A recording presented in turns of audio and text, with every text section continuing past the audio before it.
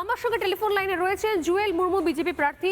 আমি সরাসরি জুয়েল আপনার কাছ থেকে জানতে চাইবো যে কিভাবে এই খবর আপনার কান পর্যন্ত পৌঁছলো এবং আপনি নিজে কোন ঘটনার উইটনেস হলেন, আপনি যখন পৌঁছলেন তখন কি দেখতে পেলেন জুয়েল?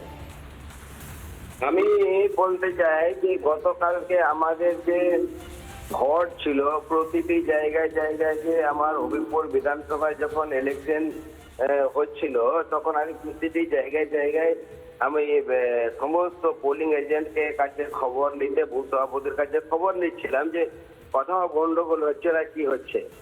তো আমি এই প্রতি মুহূর্তে খবর যখন নেই, যখন আমাদের ভোটটা শেষ হয়ে গেল, যে বাবনগোলা ব্লকে যে জিএমপুর জিপিতে গুনাইডাঙ্গা বুথে ওইখানে ভোটটা আপনার শেষ হয়ে গেল। শেষটা হওয়ার পর সমস্ত কিছু সিল করে দেওয়ার পর যাদের কাগজপত্র বিএলও টুকে তাদেরকে দেওয়া হলো, বলে এজেন্টদেরকে দিল। আর এজেন্টদের যখন পেল, তারা ওই বাক্সটা যখন ইভিএমটা নিয়ে যাবে সেই সময় একটা গাড়ি ঢোকে, আর ওই গাড়িটাতে ইভিএমটা ছিল। তো এরা গ্রামবাসী যখন বলছে যে ইভিএমটা এখন আসলে ইভিএমটা নিয়ে যাবে, ইভিএমটা কিসের জন্য ওই গাড়িতে উঠাবে, ওদের গ্রামবাসীর কথা হচ্ছে ওই গাড়িতে ইভিএম আছে এবং ওই ইভিএমটা কোথাকার কোন বুথের কিসের জন্য আসলো, আর ওই গাড়িতে কেন ইভিএমটা উঠবে আমরা কিন্তু মানছি না। আপনি কমিশনে অভিযোগ জানিয়েছেন জুয়েল? না, কমিশনে আমরা অভিযোগ জানাইনি।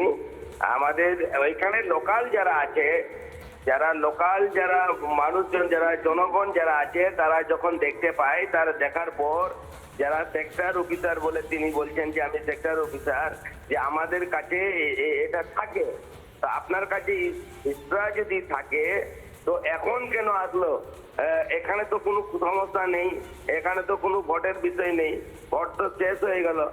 শেষ হওয়ার পর আপনি কেন এটাতে নিয়ে যাবেন? আপনারা যদি নির্বাচন কমিশনে অভিযোগগুলো না জানান তাহলে তো কমিশনও কোনো অ্যাকশন নিতে পারবে না।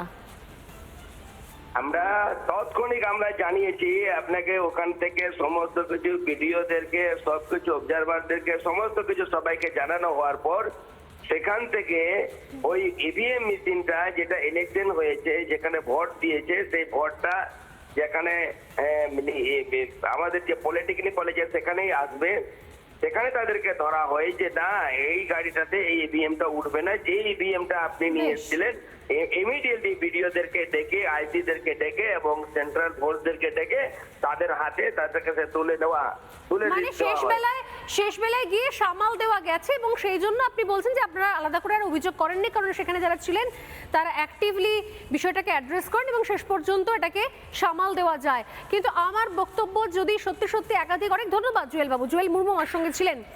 নানা ধরনের কন্টেন্ট দেখার জন্য লাইক করুন, শেয়ার করুন আমাদের ফেসবুক পেজ, সাবস্ক্রাইব করুন আমাদের ইউটিউব চ্যানেল। পাশাপাশি অন্যান্য ব্রেকিং নিউজের জন্য অবশ্যই চোখ রাখুন রিপাবলিক বাংলায়।